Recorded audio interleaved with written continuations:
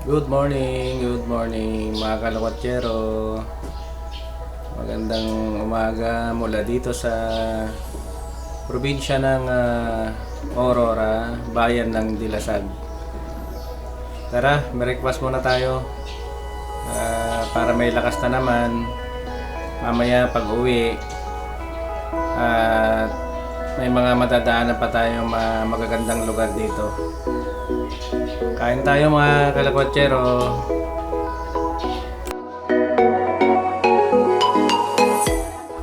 Sa mga papasyal pala dito, huwag nyo nang problemahin ang mga pagkain nyo kasi maraming mabibilan dito ng mga sariwang isda, gulay, lahat ng maisipan nyo pwedeng iluto. Marami dito sa bayan ng Dilasag. Pakita ko muna sa inyo mga kalakotsero ang bird's eye view ng Dilasag, probinsya ng Aurora.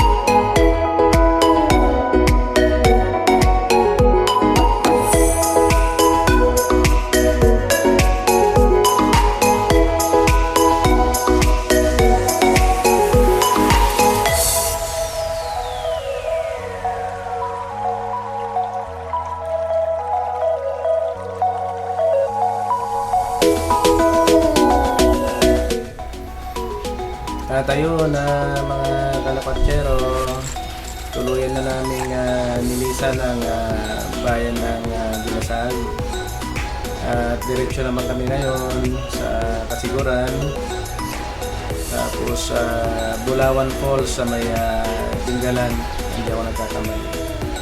Ayan, kung nakikita nyo, tatlong motor at isang 4 wheels kami lahat, nasa 10 kami. May mga bata rin kasama.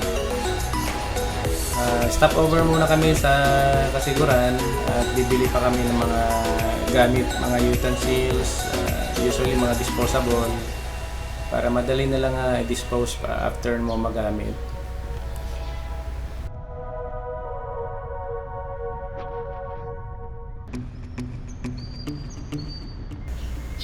Ayan mga kalakotsero, patuloy ang biyahe papuntang Kasiguran, then Tinggalan. Kung napapansin nyo sa vlog namin, ang daming nyug na makikita. Along the road lang yan, puro nyug ang makikita nyo dito sa may parteng Dilasag. Actually yung bayan na tinuluyan namin, pinangalan niya ng pangalan ng barangay Dinyog. Kasi noong unang panahon napakarami talagang nyug dito sa Dilasag. Hanggang ngayon makikita nyo napakarami pa rin mga kalakotsero.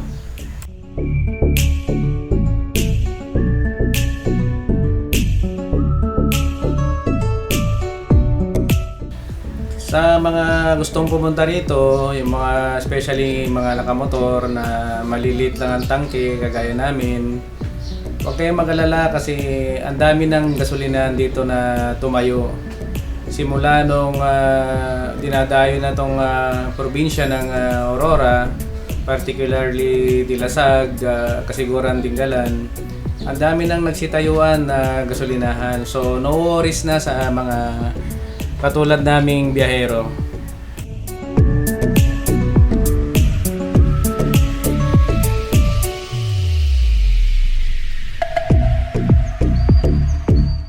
At ayan, tuloy-tuloy lang ang biyahe namin.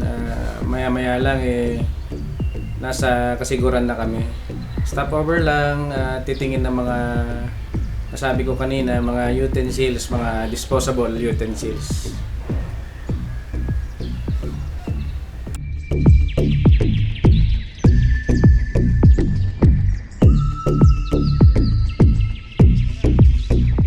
At ito mga kalakotsero, dito na kami kasiguran. Stopover lang saglit at bibili lang ng mga gamit.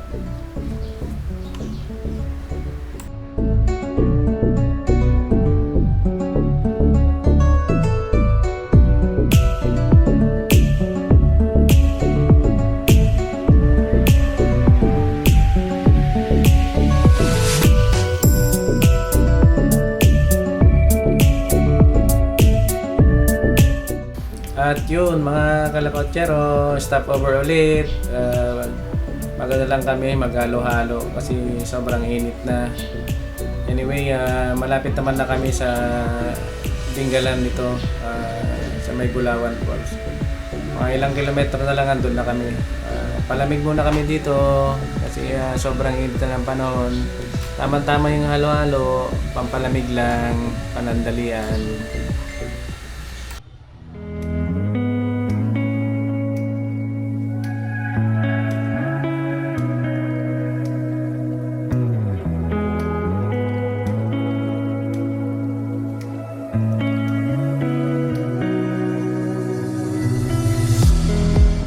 Ayun mga kalakotsero, tuloy-tuloy lang ulit ang biyahe.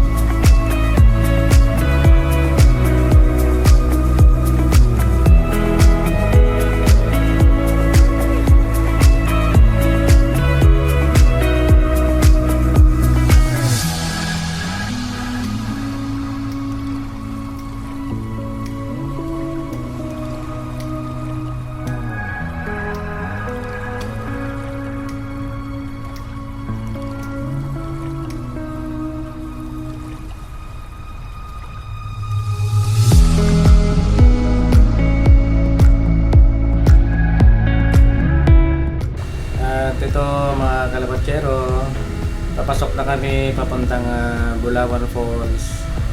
Sabi ng mga lokal dito, kulang-kulang 4 na kilometro pa bago namin marating ang nasabing falls.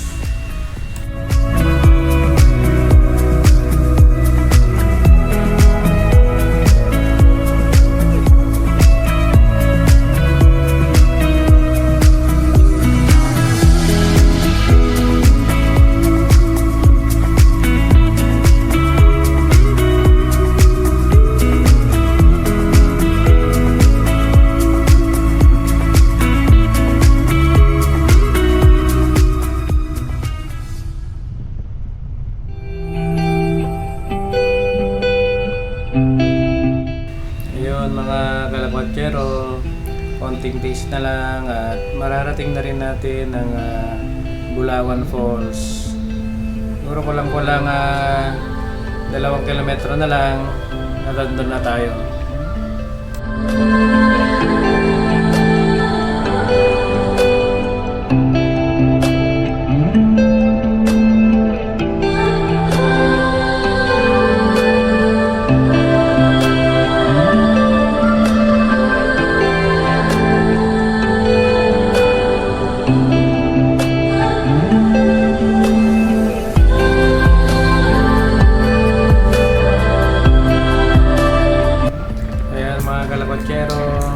Konting days na lang mararating na natin ang Bulawan Falls.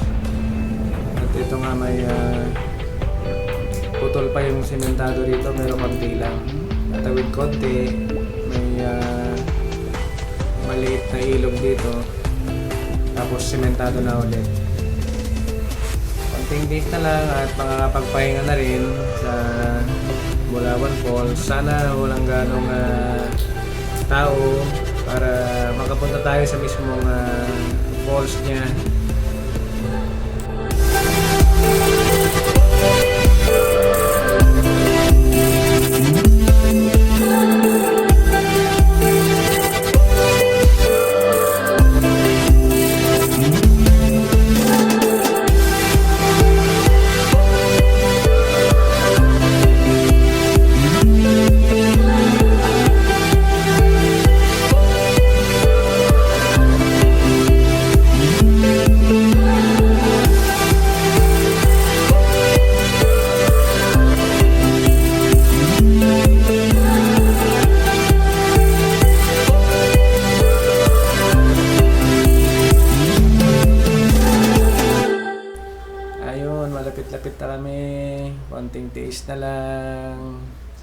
Siguro mga 1 kilometro na lang, Bulawan Falls na kami. Sarap ng simoy na hangin dito, nakaka-relax. Maya-maya konting tampisaw, maligo, then kakain.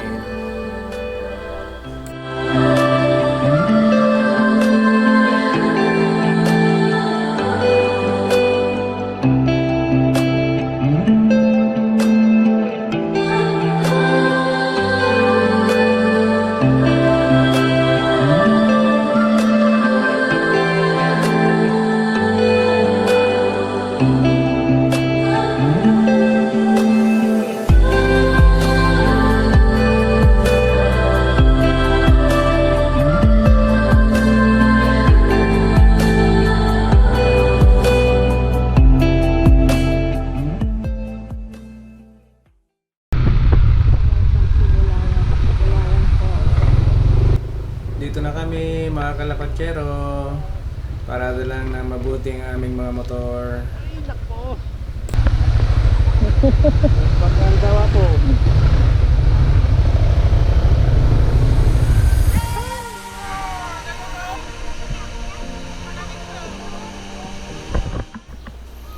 At yun nga mga kalakotsero, tama yung hinala ko kanina bago pa kami makarating dito sa Bulawan Falls.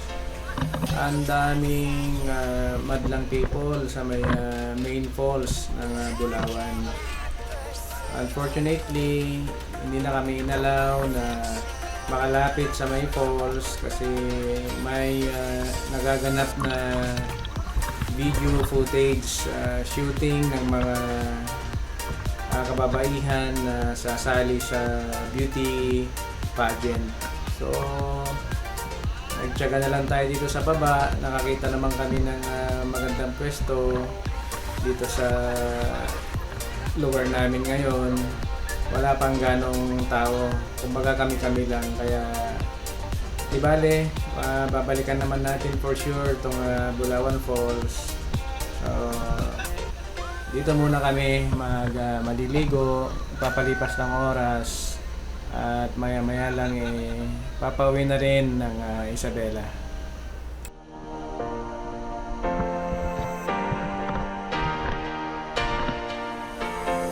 It was my desire. I cannot perceive you. Then my affection. Then my affection. It was my desire. I cannot perceive you. Then my affection. At yun mga kalakotsero, papauwi na tayo dahil medyo malayo-layo pa yung uwian natin. May parting Isabela pa, Kawayan. Sa kabuuan, napaka ganda ng pasyal natin dito sa Aurora Province. Nakontento naman tayo sa ganda ng nature. At yung Bulawan Falls, babalikan natin yan sigurado kasi nga hindi na tayo pinayagan na makalapit pa sa mismong falls niya. Hanggang sa muli mga kabiyahero, iiwanan ko kayo ng magandang tanawin, bird's eye view ng Aurora Province.